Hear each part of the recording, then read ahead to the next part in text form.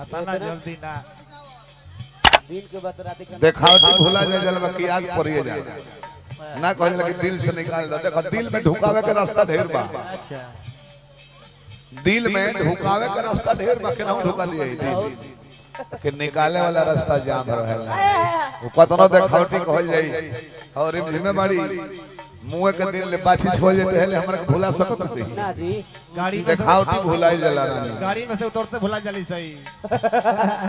दीपिका कहे कि बेहाजी ट्रेन में बैठते बोली बदल जाता हो। खैर कोनो बात ना। अरे भी बहुत सुंदर आदमी ठहर ली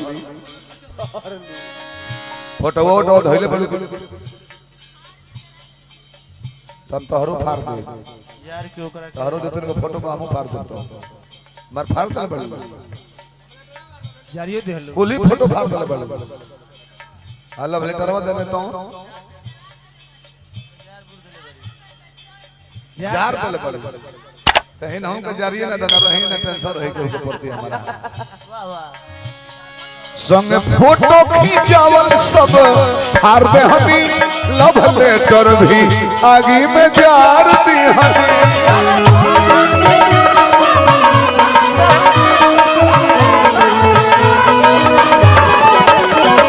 संग फोटो खींचावल सब हार दे हमी लव लेटर भी आगे में जार दी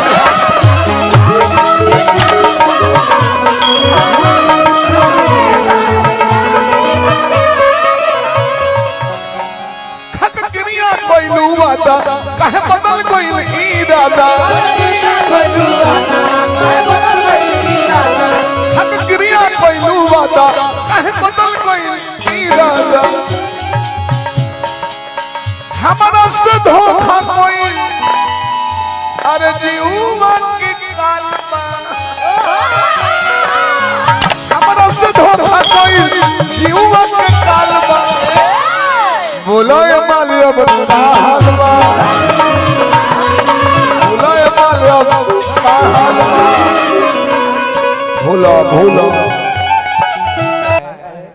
ऐसे एगो प्रेमी कहले कि जानू तुम सो के कितने बजे उठती हो तो कहले कि जाने मन मेरा कोई टाइम नहीं है मैं कभी भी सो जाती हूँ और कभी भी उठ जाती हूँ कहले कि तू अहे सरवा के दशा भाई करो कोनो टाइम लेके सुते उठ ये गुड मॉर्निंग बोलेला।